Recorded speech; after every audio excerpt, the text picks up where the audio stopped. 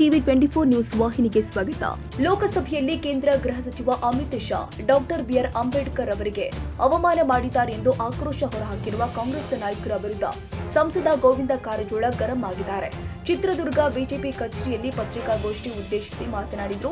ಅಂಬೇಡ್ಕರ್ ಅವರಿಗೆ ಅನ್ಯಾಯ ಮಾಡಿದ್ದು ಕಾಂಗ್ರೆಸ್. ಪಂಡಿತ್ ಜವಾಹರ್ಲಾಲ್ ನೆಹರು 2 ಬಾರಿ ಅಂಬೇಡ್ಕರ್ ಅನ್ನ ಚುನಾವಣೆಯಲ್ಲಿ ಸೋಲಿಸಿದ್ರು.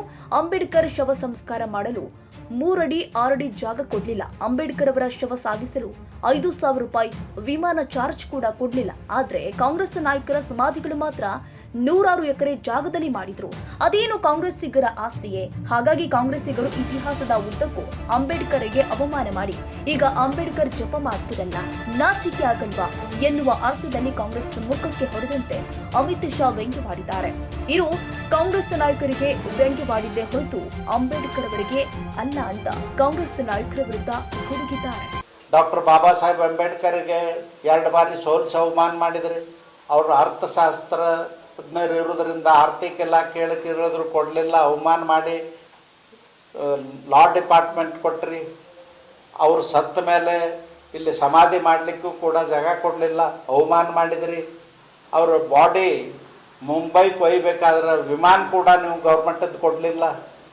ಬಾಡಿಗೆ ವಿಮಾನ ಅವತ್ತಿನ ಕಾಲದಲ್ಲಿ 5,000 ರೂಪಾಯಿ ಬಾಡಿಗೆ ವ್ಯವಸ್ಥೆ ಮಾಡಿಕೊಂಡು ತೊಗೊಂಡು ಹೋಗುವಂಥ ಪರಿಸ್ಥಿತಿ ಬಂತು.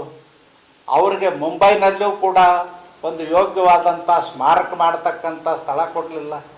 ಗಟರ್ ಬಾಜು ಜಾಗ ಕೊಟ್ರಿ. ಆ ಗಟರ್ನ ನೀರಿನಲ್ಲೇ ನಿಂತು ಜನ ಅವ್ರನ್ನ ಶವ ಸಂಸ್ಕಾರ ಮಾಡ್ತಕ್ಕಂಥ ಕೆಲಸ ಮಾಡಿದರು.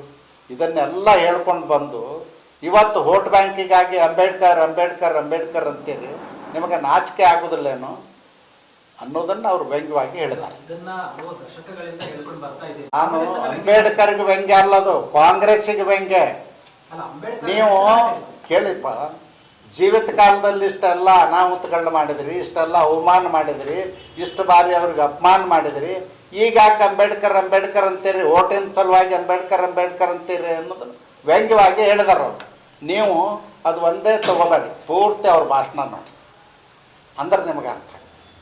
ಅವ್ರು ಹೇಳ್ಕೊಂಡು ಬಂದಾರೆ, ಎಲ್ಲ ಹೇಳ್ಕೊಂಡು ಬಂದು ಕೊನೆಗೆ ಅವ್ರಿಗೆ ನಿಮಗೆ ಮುಕ್ತಿ ಸಿಗಬೇಕಾಗಿತ್ತಂದ್ರೆ ಇಷ್ಟು ಬಾರಿ ನೀವು ದೇವ್ರನ್ನಾದರೂ ಸ್ಮರಿಸಿದ್ರೆ ನಿಮ್ಮನ್ನು ದೇವ್ರು ಕ್ಷಮಾ ಮಾಡ್ತಿದ್ನೇನೋ ಅನ್ನೋ ರೀತಿಯಲ್ಲಿ ಮಾತಿದ್ದಾರೆ, ವ್ಯಂಗ್ಯವಾಗಿ ಮಾತಾಡಿದ್ದಾರೆ.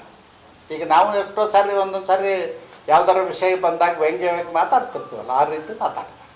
ಅದನ್ನು ಕಾಂಗ್ರೆಸ್ನವರು ಡಾಕ್ಟರ್ ಬಾಬಾ ಸಾಹೇಬ್ ಅಂಬೇಡ್ಕರ್ ಓದಿದಂಥ ಹುಟ್ಟಿದಂಥ ಮನೆ ಒಂದು ಸ್ಮಾರಕ ಮಾಡ್ಬೋದಾಗಿತ್ತ, ಅವ್ರು ಬೆಳೆದಂಥ ಮನೆ ಒಂದು ಸ್ಮಾರಕ ಮಾಡ್ಬೋದಾಗಿತ್ತ. ಲಂಡನ್ನಲ್ಲಿ ಅವ್ರು ಇದ್ದಂಥ ಮನೆ ಇವತ್ತು ಮೋದಿಯವ್ರ ಸರ್ಕಾರ ಖರೀದಿ ಮಾಡಿ ಇಲ್ಲಿಂದ ಹೊರದೇಶಕ್ಕೆ ಓದ್ಲಿಕ್ಕೆ ಹೋಗ್ತಕ್ಕಂಥ ಮಕ್ಕಳಿಗೆ ಅಲ್ಲಿ ಇರಲಿಕ್ಕೆ ವ್ಯವಸ್ಥೆ ಮಾಡಿದರು. ಅದನ್ನು ಮಾಡ್ಬೋದಾಗಿತ್ತು. ಅವರು ಸಮಾಧಿ ಸ್ಥಳ ಮುಂಬೈನಲ್ಲಿ ಅದನ್ನು ಅಭಿವೃದ್ಧಿ ಪಡಿಸ್ಬೋದಾಗಿತ್ತು, ಯಾಕೆ ಮಾಡಲಿಲ್ಲ? ನಂದು ಒಂದೇ ಪ್ರಶ್ನೆ, ಎಲ್ಲರಿಗೂ ಕೊಟ್ಟಿದ್ದೀರಲ್ಲಿ ದೆಹಲಿಯಲ್ಲಿ, ಯಾಕೆ ಬಾಬಾ ಸಾಹೇಬ್ರಿಗೆ ಕೊಡೋಕ್ಕಾಗಲಿಲ್ಲ? ಇದಕ್ಕಿಂತಲೂ ಅವಮಾನ ಇನ್ನೇನು ಬೇಕು?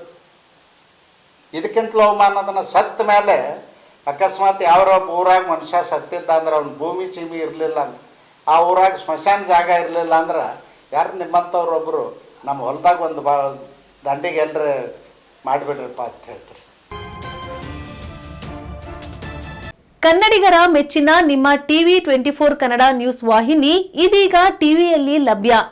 ಕರ್ನಾಟಕ ಮತ್ತು ದೇಶ ವಿದೇಶದ 360 ಡಿಗ್ರಿ ಸುದ್ದಿ ಹಾಗೂ ಉತ್ತರ ಕರ್ನಾಟಕ, ಬೆಳಗಾವಿ, ಬಾಗಲಕೋಟೆ, ಧಾರವಾಡ, ಹಾವೇರಿ, ಗದಗ, ಬಿಜಾಪುರ ಜಿಲ್ಲೆಯ ಕ್ಷಣ ಕ್ಷಣದ ವಿವರವನ್ನ ಪಡೆಯುವುದಕ್ಕೆ ಟಿವಿ 24 ಕನ್ನಡ ನ್ಯೂಸ್ ವಾಹಿನಿಯನ್ನ ಲೈಕ್ ಮಾಡಿ, ವಿಡಿಯೋಗಳನ್ನ ಶೇರ್ ಮಾಡಿ, ಕಮೆಂಟ್ ಮಾಡುವ ಮೂಲಕ ನಮ್ಮ ವಾಹಿನಿಗೆ ಸಹಕಾರ ನೀಡಿ ಮತ್ತು ಚಾನೆಲ್ ಅನ್ನ ಸಬ್ಸ್ಕ್ರೈಬ್ ಮಾಡಿ. Thank you.